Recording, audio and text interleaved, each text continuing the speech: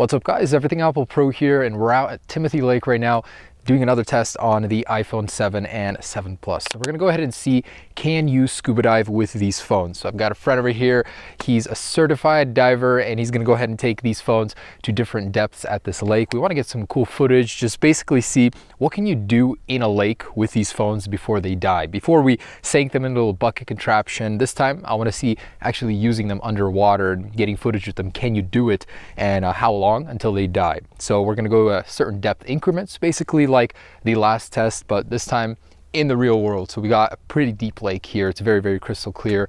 And we're gonna be wearing the Apple Watch Series 2 as well, which is certified for 50 feet or 50 meters. So that one I'm not even worried about. It's the iPhones that we're gonna take to different depths and see how they do. So let's go ahead and get some good footage. Enjoy this beautiful day out here with the iPhone 7 or 7 Plus. I'm still deciding which one to break here, but probably going to be the jet black iPhone 7. And a couple little details about what we're doing. So we're actually at a higher altitude here, about 3,000 feet above sea level. That means we're in a different pressure group when it comes to diving, 0.8 versus the standard 1.0, which makes it more difficult for him. It shouldn't affect the iPhone. Just want to explain the situation where we're diving at. So he's got his knife on him just in case anything goes bad underneath the water. We don't know what's under there. And this is David. He's my crazy friend. He does all these crazy adventures. So if you guys want to follow him, I'll tag him on the Instagram right there. You can go ahead and follow him in all of his adventures. So anyways, I'm excited to do this. Let's go ahead and see what the iPhone 7 can withstand when it comes to depths in real world environments while scuba diving. All right, so as you guys can see, this is the iPhone 7 right here. Jet black color, extremely water resistant in our early tests. So we're gonna start at about 5 feet for, let's say, 5 minutes. So basically a little bit over what it's rated for. Here you go. So let me actually start recording for you. Okay. And there he goes. So early tests pretty much showed that it could handle 5 feet, no problem, even in the Columbia River, so I'm not too worried.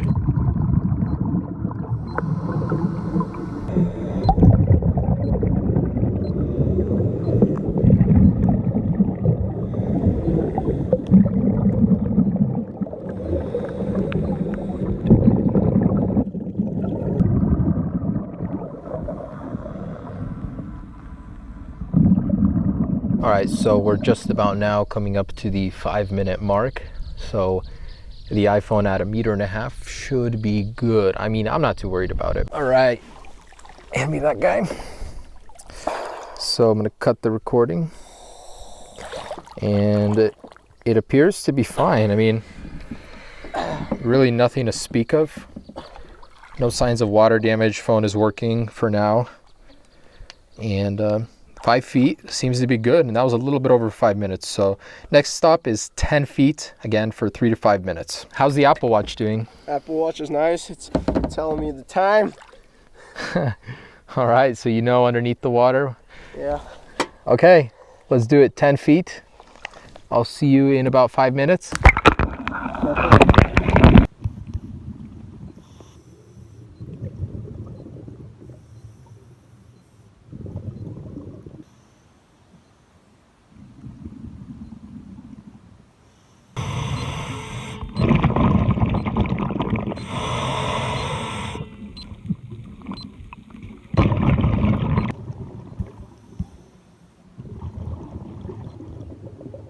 All right, so we're just at that 5-minute mark right now. He should be surfacing here shortly, hopefully with a working iPhone. 10 feet is a good amount of depth. Usually we don't dive to that depth often, so to have it survive even that is quite incredible. And it has up to 35 feet, but this is scuba diving. This is the real stuff. All right, and I can see it is working. Check that out. So iPhone 7 is responding immediately out of the water after 5-6 minutes in 10 feet. Water in the ports, but it looks good. I mean, how was it underwater? It was nice.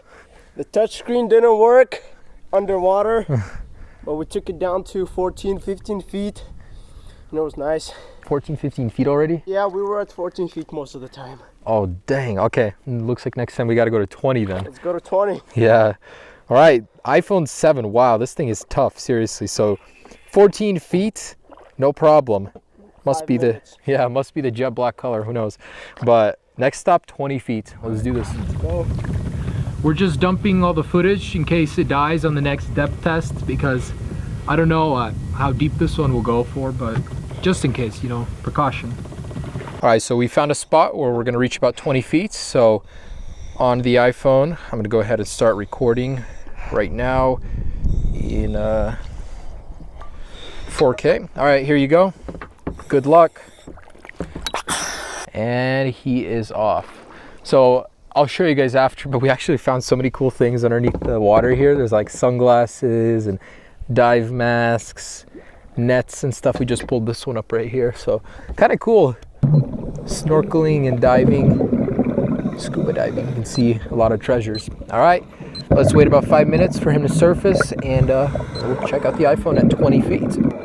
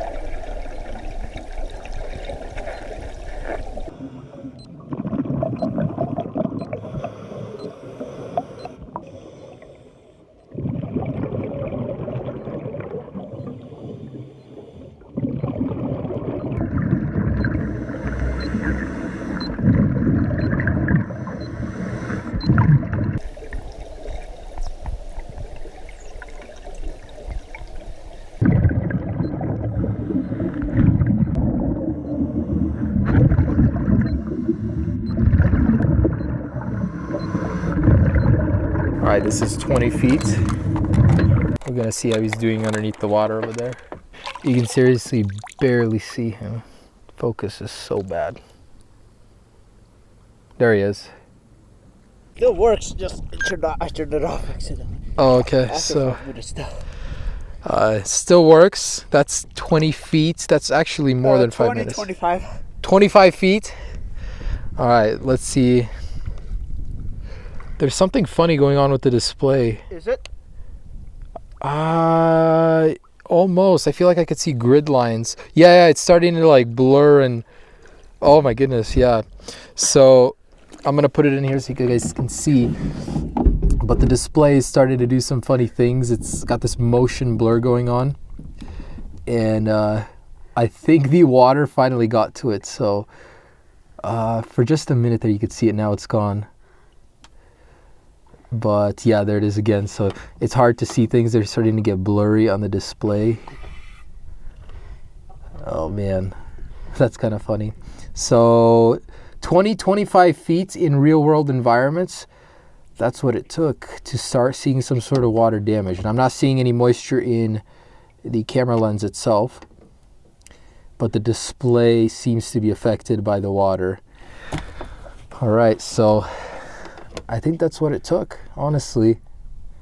Funny that the last one survived 35 feet. But hey, 10, 15, 20 feet is good. Just once you go a little bit deeper to 25, that's when you're going to see the effects like this. So right there on the bottom right, you can definitely see that water is starting to creep into the display. And the home button is not working whatsoever. So I can't physically press it. It's stuck in this settings page. Man, the light's starting to bleed in on the bottom there, flickering, blurry. Ouch. I thought it would go up to 30, but hey, 25 is not bad, really. Not bad at all. If you can see that motion blur there, it's so interesting. Like everything's starting to blur together. Triggered. Wow, that is so interesting. I've never seen this kind of water damage before. It's playing with the LCD. Oh my goodness. Look at that. So, just to give you guys an idea, I'm out on the lake filming this. My iPhone seriously got triggered by that water. The display is still working for the most part. I just can't get the home button to work. But I feel like this thing's about to die, so I'm going to rush to shore and see if I can salvage the footage off of it. Look at that. The display is ghosting like crazy. You can see a ton of water damage down here. But it's going to be a little hard to press things because you don't know if you're pressing one option or the other. And the home button is done for completely.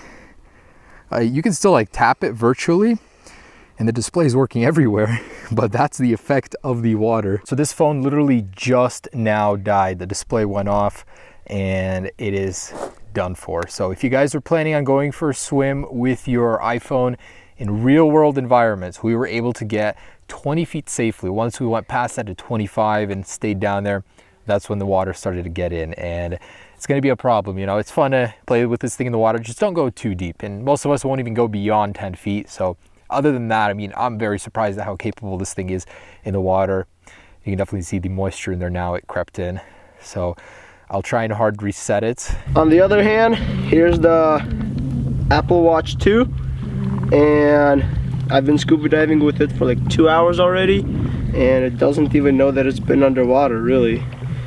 Working just like it should. So would get the Apple Watch 2. Oh, look at that. You can see the settings page while it's booting up. There's airplane mode in the toggle. I don't know if you can see that at all, but there's settings on burned into the display. So wow, it actually turned on, and unfortunately I can't click home, and now it's off again. Yeah, this time you can still see settings burned in here. It's kind of funny. That's like the toggle on and off on the top right there for airplane mode. It's flickering. That is classic. Okay, so the touch display still works. Camera's a little foggy. Look at that. I'm surprised this thing is still booting, but the home button does not work at all. That's 25 feet. Dang. There's settings again burned in. This is so funny.